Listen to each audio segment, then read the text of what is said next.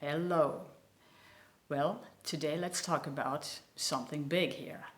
Have you ever had a vision or a dream? And I'm not talking about a little idea, like, oh, next week I'm going to the swimming pool. No, I'm talking big dream, big vision, something when you think about it, it just completely fires you up and you are in a different state. And it's like, God, that just feels so right. It feels so good. You see yourself doing that thing. You feel yourself being there. And you just know you have to get there, right? But then, all of a sudden, you have those thoughts and you have those questions. And you ask like, oh my God, how am I going to get there? What am I going to do? There's so much, I don't even know where to start. This is impossible. And then we get into that state of overwhelm, right? I mean, this is the moment when the dream turns into a drama. That's bad, isn't it? And what used to feel so good feels like mission impossible. Now, I tell you what you can do when you are in that state. Because most of the time, when we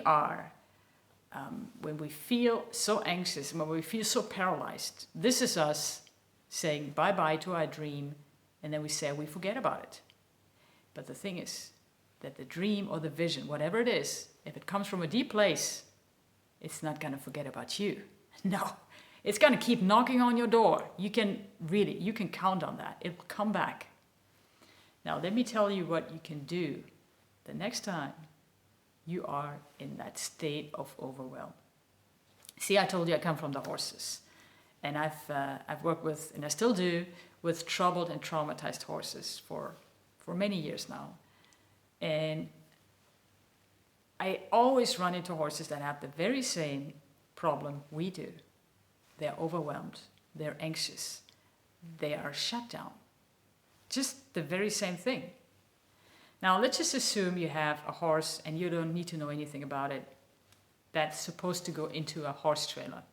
And that horse says, no, forget it, not me. So there's a lot of anxiety, there's a lot of shutdown, there's a lot of fear.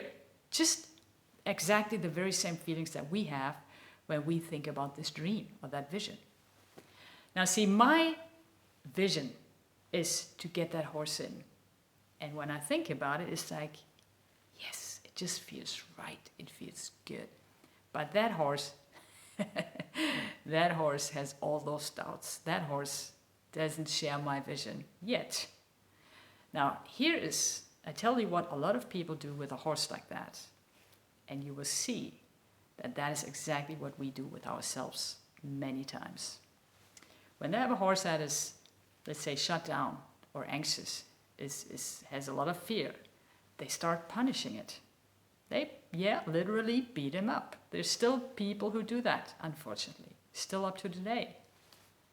Or they distract the horse because they think, well, if I just give him a little carrot or an apple or whatever, I'm just gonna get him in that thing. Bribe him in, not gonna work.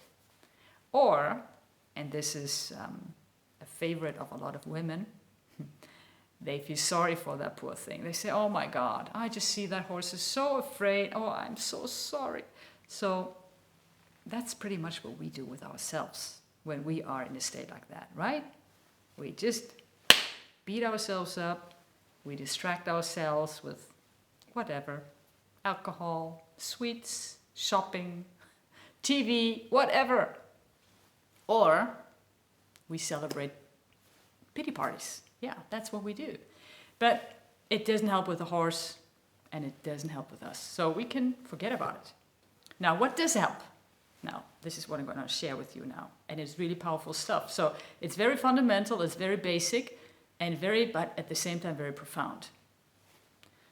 When a horse is stuck, all you actually have to do, move his feet. Move his feet. Move his feet. Get momentum going. Get momentum going. And not by beating the horse up. No. Because my intention at that moment is not to get the horse in the trailer. And horses are very sensitive to our intention, right?